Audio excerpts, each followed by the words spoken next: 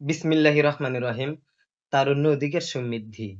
আমাকে যে যেখান থেকে দেখছেন সবাইকে মনোযোগ দিয়ে দেখার ও শোনার অনুরোধ করছি। প্রথমেই তারুণ্য অধিকার সমৃদ্ধির পতাকাবাহী সংগঠন বাংলাদেশ যুব অধিকার পরিষদ নওগাঁ জেলার পক্ষ থেকে সালাম জানাচ্ছি। আসসালামু আলাইকুম এবং অন্যান্য জাতি ভাইদের প্রতি রইল আন্তরিক শুভেচ্ছা। প্রিয় ভিউয়ার্স, সম্প্রতি একটা ঘটনা ঘটেছে। তা হচ্ছে শিবিরের কেন্দ্রীয় নেতা জিসান নাকি গুম হয়েছে। তাকে নাকি গুম করা হয়েছে। অথচ প্রকৃতপক্ষে দেখা গেল গতকাল কুমিল্লা জেলা পুলিশ সংবাদ সম্মেলন করে সাংবাদিকদের ও দেশবাসীকে জানিয়ে দিয়েছেন বিস্তারিত খুব সুন্দর করে। তাতে করে পরিষ্কারভাবে বোঝা যাচ্ছে যে শিবিরের কেন্দ্রীয় নেতা জিসান এক নারীকে বিয়ের প্রলোভনে একাধিকবার ধর্ষণ করে। সেই নারীকে ভ্রূণ নষ্ট করতে বাধ্য করা হয়েছে। সন্তান নষ্টের মতো জঘন্য অপরাধ, ভয়াবহ অপরাধ করতে বাধ্য করেছে আ শিবিরের সেই কেন্দ্রীয় নেতা জিসান। তারপর ওই নারী অসুস্থ হয়ে যায়।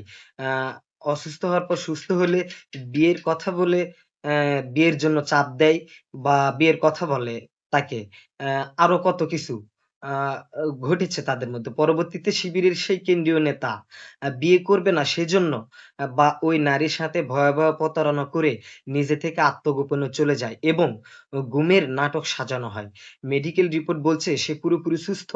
অথচ অসুস্থের ভান ধরে হসপিটালে ভর্তি হয়েছে।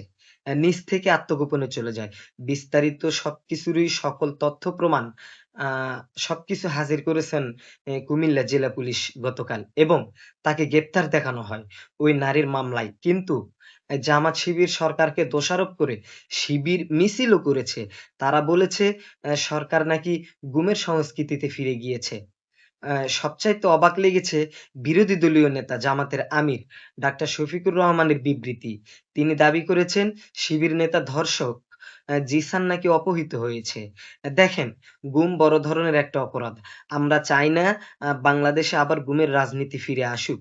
কিন্তু গুমের নাটক করাও তো বড় ধরনের একটা অপরাধ বলে মনে করি।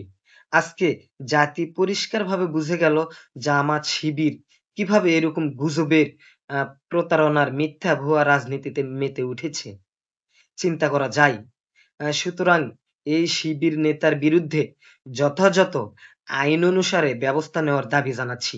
বর্তমানে জামাত শিবির ঠিক আওয়ামী লীগের মতো জালিম হয়ে উঠছে। কিন্তু তারা ধর্ষক জিসানের মতো সবসময় ভিকটিম কার্ড খেলার চেষ্টা করছে বা এপ্লাই করছে। খেয়াল করে দেখেন, তারা এখন আর আওয়ামী লীগের বিচার চায় না। কারণ তারা জানে তারা বর্তমানে আওয়ামী লীগের চরিত্র অবতীর্ণ হয়েছে। কিভাবে? সারা দেশে সবচেয়ে বেশি আওয়ামী লীগের পুনর্বাসন করেছে গুপ্ত থেকে এই এ জামাত ও শিবির। যাহা নৌকা তাহাই দাঁড়িপাল্লা। জামাত গুপ্ত, আওয়ামী লীগ ভাই।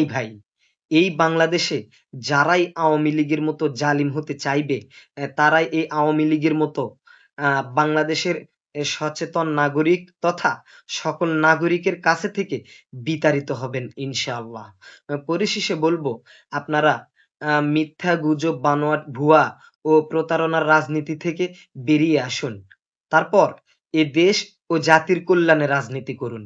বাংলাদেশকে সত্যিকার অর্থে পুনর্গঠনে বিরোধী দল হিসেবে আ অ্যা সত্যের পথে সত্যের পথে এসে একটি শক্তিশালী ভূমিকা রাখবেন বলে আজকের মতো এখানেই শেষ করছি।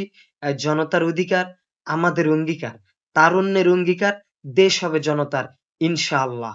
আল্লাহ হাফেজ।